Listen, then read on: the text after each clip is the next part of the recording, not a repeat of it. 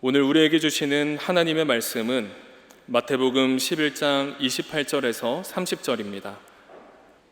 봉독하겠습니다. 수고하고 무거운 짐진 자들아 다 내게로 오라. 내가 너희를 쉬게 하리라. 나는 마음이 온유하고 겸손하니 나의 멍에를 메고 내게 배우라.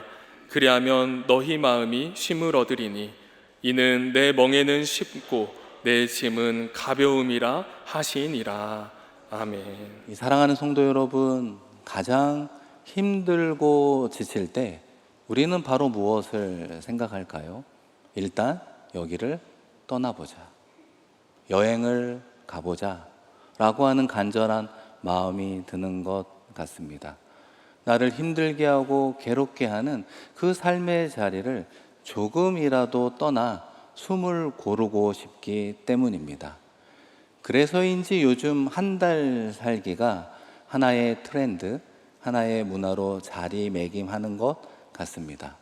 제주도 한 달 살기, 발리 한 달 살기 등등 한두 달 다른 곳에서 생활하면서 휴식과 재충전을 취하려고 하는 사람들이 늘어나고 있습니다.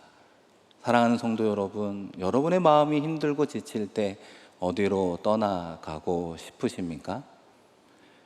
어떤 여행객이 비행기를 타게 되었습니다.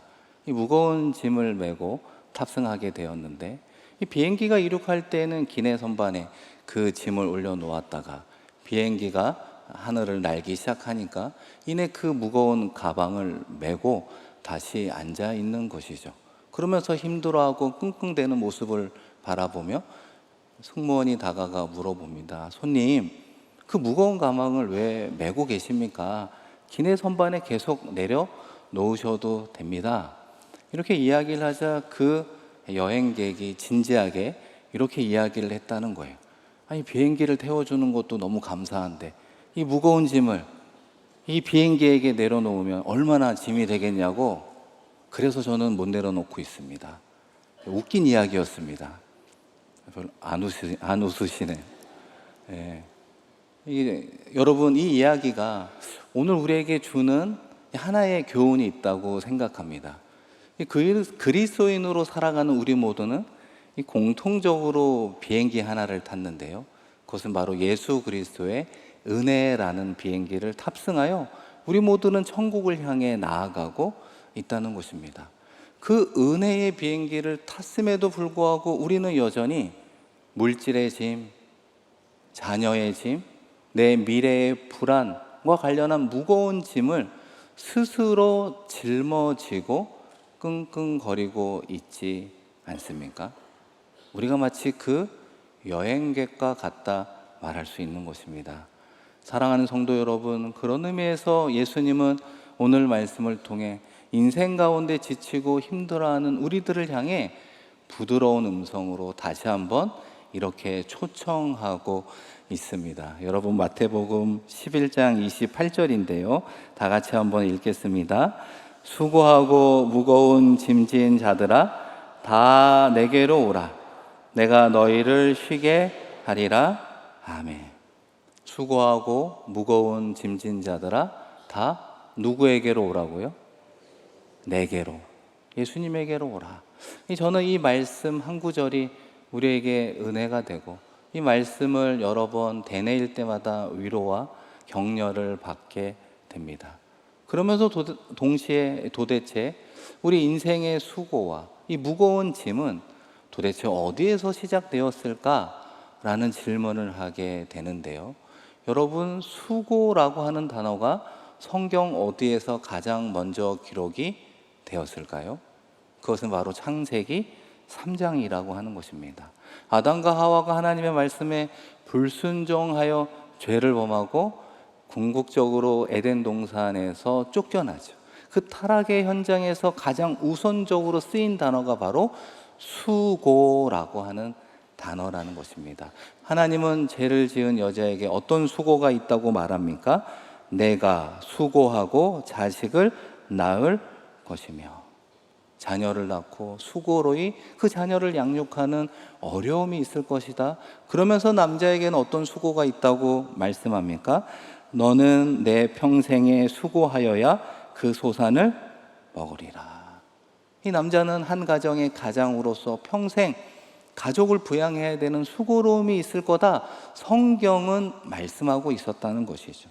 이 말씀은 우리가 겪는 인생의 수고와 그에 따른 무거운 짐, 그에 따른 고통이라고 하는 것이 단순히 우리의 환경이 불편하기 때문에, 우리에게 주어진 일이 많기 때문이라고 이야기하고 있지 않다는 것입니다.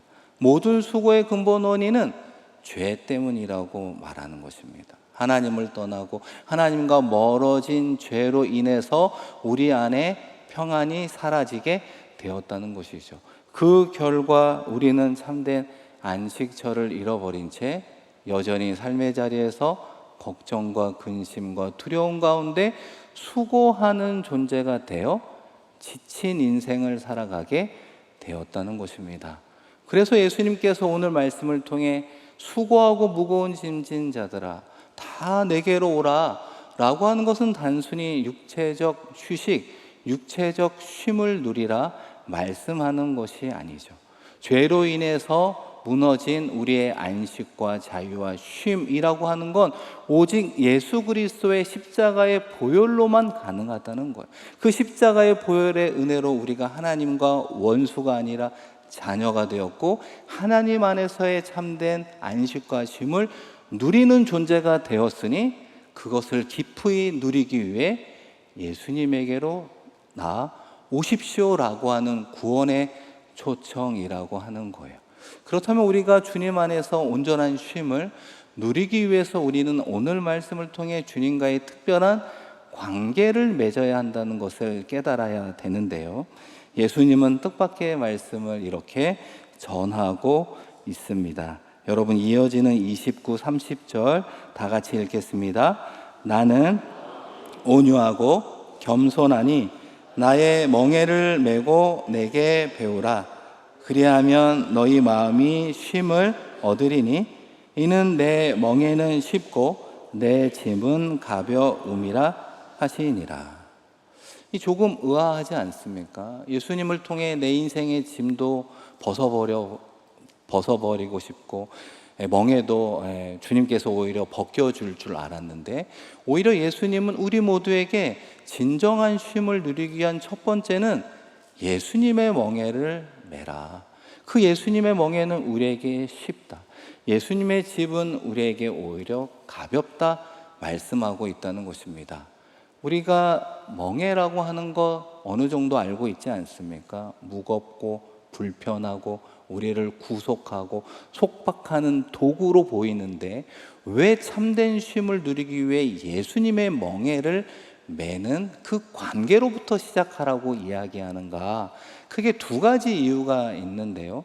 이 첫 번째는 예수님이 우리에게 주시는 멍에는 가장 잘 맞는 멍에이기 때문입니다. 여러분 한번 사진을 보시면 이것이 소가 매는 멍에입니다. 목에 거는 나무로 된 틀인 것이죠. 그리고 그것을 어떻게 만드는가? 그 다음 사진을 보시면 어떤 목수가 소에 잘 맞는 이 멍에의 틀을 제작하고 있는 모습입니다. 이 사랑하는 성도 여러분, 흥미로운 점 하나가 있는데요. 예수님께서 공생애를 하시기 전에 아버지 요셉을 따라 목수로 일하셨다라는 전승이 내려오고 있습니다. 특별히 갈릴리에서 가장 좋은 목수는 어떤 목수일까요? 특별히 소에 가장 잘 맞는 멍에를 제작하는 목수를 일컫는다 말하고 있습니다. 여러분 생각해 보면 소에 걸친 멍에는 그냥 대충 만드는 것이다 생각할지 모르지만 그렇지 않다는 거예요. 소의 목을 치수를 재는 것으로부터 시작해서 나무를 깎고 다듬습니다. 1차적으로 만든 그 멍에를 실제로 소의 목에 씌워 보게 되는 거죠. 목에 상처가 있는지 힘을 제대로 쓸 수 있는지 확인한 다음에 불편한 부분이 있다면 2번, 3번 그 이상으로 수정하는 과정을 거친 이후에 무엇이 나오는가? 그 소에 딱 맞는 멍에가 나오게 된다는 거예요. 그런데 더 놀라운 건 무엇일까요? 그 소에 딱 맞는 멍에는 다른 소에는 맞을까요? 안 맞을까요? 안 맞는다는 거예요. 딱 그 소에 맞는 멍에 하나를 목수가 심혈을 기울여 맞출 때 비로소 그 소는 멍에 가운데 자신이 낼 수 있는 최고의 힘, 최대의 힘을 낼 수 있는 조건이 갖춰지게 된다는 것입니다. 그런 의미에서 예수님이 말하는 내 멍에를 메라, 그 멍에는 쉽다라고 하는 것은 어떤 의미가 있습니까? 이 쉽다라고 하는 것은 헬라어 크레스토스라고 하는데요. 어떤 의미가 있습니까? 표현처럼 이지하다, 쉽다는 의미도 있지만 근원적 의미로는 딱 맞다, 알맞다, 그래서 유익하다라고 하는 것입니다. 사랑하는 성도 여러분, 예수님은 이 시간 저와 여러분에게 딱 맞는 멍에를 제작하고 있다는 거예요. 우리의 구원자로 고치는 것이 아니라 우리 한 사람 한 사람의 특징에 맞는 멍에를 만들고 있는 것이죠. 우리의 강함도 아십니다. 우리의 약함도 아시죠. 때로는 우리의 성격과 성품도 능력도 아시죠. 그리고 우리의 연약함, 우리의 한계를 고려한 우리에게 딱 맞는 맞춤형 멍에를 만들어 주시고 우리가 그것을 온전히 받아들일 때 비로소 유익한 인생을 살아가게 되는 것이죠. 그럴 때 비로소 우리가 낼 수 있는 힘, 우리가 보여줄 수 있는 능력의 최대치를 보여줄 수 있는 관계의 시작이 된다는 것입니다. 그것이 어떻게 가능할까요? 이 두 번째 멍에의 특징은 예수님께서 주시는 멍에는 혼자 매는 것이 아니라 2인용 멍에라고 말할 수 있습니다. 여러분 한 번 더 사진을 보시면 고대 이스라엘 농경 사회에서는 이 밭을 갈 때 늘 큰 소와 작은 소 한 세트로 밭을 갈았다고 합니다. 그럼 여러분 어떤 소가 힘이 셀까요? 여러분 보시기에 덩치가 큰 저 큰 소가 방향을 정하고 힘을 내고 밭을 갈게 되어 있습니다. 이 작은 소는 어떤 역할을 할까요? 큰 소와 함께 발을 맞추면서 농사하는 일을 조금씩 배워가는, 우리로 치면 걸음마를 배워가는 그 과정을 이와 같은 형태로 실제로 농사를 지었다고 합니다. 그런데 여러분 저 큰 소가 오늘 말씀에 비춰보면 누구를 가리키고 있습니까? 예수님을 이야기하는 거예요. 작은 소는 누구일까요? 예수님과 멍에를 매는 저를 말하는 거예요. 예수님과 함께 멍에를 매는 여러분 한 사람 한 사람이 마치 저런 관계 속에서 예수님과 함께 멍에를 매고 있다는 것입니다. 이와 관련한 일화가 이런 것이 있죠. 어떤 농부가 농사를 짓는데 앞서 말씀드린 어린 소를 처음으로 밭을 갈게 했습니다. 큰 소와 함께 한 멍에를 메고 밭을 가게 했죠.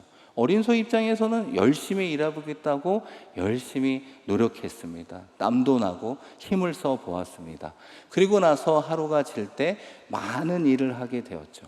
그리고 나서 농부가 무엇을 확인했을까요? 큰 소의 목, 어깨를 확인해 보니 멍에의 자국이 깊이 패여 있는 것을 보게 되었다는 거예요. 그러나 상대로 어린 소의 어깨와 목을 확인해 보니 어떻습니까? 아무런 상처, 아무런 흔적을 발견할 수 없었다는 것이죠. 어린 소 입장에서는 나름 열심히 했다고 이야기할지 모르지만 실제로 그 많은 일은 다 누가 한 겁니까? 큰 소가 있다는 거예요. 일하는 가운데 짊어져야 되는 인생의 모든 짐 누가 지었습니까? 어린 소가 아니라 큰 소가 짊어지고 일을 했다는 것입니다. 사랑하는 성도 여러분, 우리의 삶이 마치 이런 관계라고 말할 수 있죠. 우리가 주님의 멍에를 함께 맨다는 것은 우리의 인생의 무거운 짐을 나 홀로 지는 것이 아니라 온전히 주님에게 맡겨 드리는 것이죠. 주님이 내 인생의 모든 짐을 짊어주시고 주님이 인도하는 대로 우리는 호흡을 맞춰 발걸음을 옮기는 어린 소와 같다는 것입니다. 그렇다면 우리가 어떻게 주님과의 은혜로운 멍에의 관계 속에 이런 삶을 잘 살아갈 수 있을까요? 성경은 우리에게 두 가지의 마음의 태도가 필요하다라고 말하고 있습니다. 여러분 마태복음 11장 29절 전반부 말씀을 한번 같이 읽겠습니다. 나는 마음이 온유하고 겸손하니 나의 멍에를 메고 내게 배우라. 주님과 함께 은혜로운 멍에의 관계를 맺었구나. 그 멍에는 나에게 딱 맞는 것이고, 주님과 함께 마음을 합하여 호흡을 맞출 때 가장 큰 효과를 낼 수 있구나. 성경은 말씀해 주었다는 것이죠. 그렇다면 주님의 마음과 뜻을 같이 하여 호흡을 맞추기 위해서는 주님의 마음을 배워야 하는데, 그것이 바로 온유, 겸손이라고 이야기하는 것입니다. 그러나 반대로 주님과 연합하지 못하고 엇박자를 내는 가장 큰 이유는 무엇일까 생각해 보면 두 가지가 있는 것 같습니다. 하나는 고집입니다. 고집스러움. 고집이라고 하는 게 무엇이죠? 내가 생각하고 계획하고 내가 뜻하는 바를 끝까지 주장하려고 하는 마음을 이야기하는 것이죠. 그런 고집스러움은 보이지 않는 우리의 자아가 강할 때 나타나는 특징 아니겠습니까? 이 또 하나 주님과 호흡을 맞추지 못하는 마음의 태도는 조급함이라고 말할 수 있습니다. 이 조급함이라고 하는 것은 하나님보다 앞서는 것이죠. 하나님의 때를 기다리지 못해서 내가 먼저 앞으로 나아가려고 하는 마음이 바로 조급함이라고 하는 것입니다. 그래서 우리가 주님과 함께 멍에를 메고 인생의 길을 걸어간다고 생각하십시오. 그런데 언제 우리에게 어려움이 찾아올까요? 조급함이 우리 가운데 주님보다 앞설 때. 주님은 천천히 걸어가는데 나 혼자 달려갈 때 어려움이 생기는 것 아닙니까? 그럴 때 우리의 목이 조이게 되고 우리의 목에 상처가 되는 것 아닐까요? 우리 주님께서 생각하기에 이쪽으로 가면 위험하니까 이쪽으로 방향을 틀었으면 좋겠는데 나의 고집스러움 때문에 그것을 받아들이지 못하고 끝까지 버티고 이 고집스러움으로 살아가려고 할 때 더욱더 우리 안에는 내상을 입게 되는 것입니다. 끝까지 고집을 꺾지 않고 버티고 버티다 탈이 난 다음에서야 비로소 우리는 공통적으로 무엇을 고백하는가? 주님보다 앞섰습니다. 주님보다 앞서 나아간 결과였습니다. 주님의 뜻 앞에 온전히 순종하지 못한 결과로 어려움을 겪었고 우리의 심신이 지치게 되었습니다. 고백하게 되는 것이죠. 그래서 여러분, 이 고집스러움과 조급함이라고 하는 것이 주님 은혜 안에 어떻게 바뀌어야 됩니까? 그것이 바로 온유와 겸손으로 바뀌어야 된다는 것입니다. 여러분, 온유라고 하는 것은 헬라어로 프라우스라고 하는데요, 야생마가 혹독한 훈련을 통해 주인의 명령에 완전히 길들여진 상태를 온유라고 합니다. 그러니까 온유라고 하는 건 부드러운 성품과 같은 느낌이 아니라는 거예요. 이 온유라고 하는 것은 야생마와 같은 힘이 있어요. 그런데 그 힘이 주인의 명령에 순종하도록 길들여진 상태가 성경에서 말하는 온유라고 하는 것입니다. 그래서 온유한 사람은 내 힘을 빼고 주님의 손에 나를 맡기는 것이죠. 주님이 가자, 발걸음을 떼는 것입니다. 주님이 달려갈 때다, 달려가 보자. 그럴 때 그 온유한 사람이 힘을 내어 주님과 함께 달려갈 수 있다는 것이죠. 때로는 주님이 우리에게 쉼이 필요하여 멈추자 할 때는 내 마음에 뜨거움, 열망이 있을지라도 그것을 멈출 줄 아는, 그래서 내 마음에 주님이 주시는 평안을 누리는 사람이 되는 것이죠. 겸손이라고 하는 것은 무엇입니까? 헬라어로 타페이노스라고 하는데요, 내가 피조물임을 알고 하나님 앞에서 나의 한계를 철저히 인정하는 마음입니다. 사랑하는 성도 여러분, 우리가 자꾸만 조급해지고 불안해하는 근본적인 원인은 무엇일까요? 내가 하나님의 자리에 앉으려고 하기 때문입니다. 내가 이 가정을 책임져야지, 내가 이 사업장을 일으켜야지, 내 자녀의 인생 내 어깨에 달려있어 라고 행동하는 모습이 책임감 있는 모습으로 보일지 모르지만 하나님 보시기에는 가장 큰 교만의 모습인 것입니다. 내가 하나님이 되어 살려고 하니 영혼의 과부하가 걸리면서 우리의 심신이 지치는 것 아닙니까? 겸손이라고 하는 건 무엇일까요?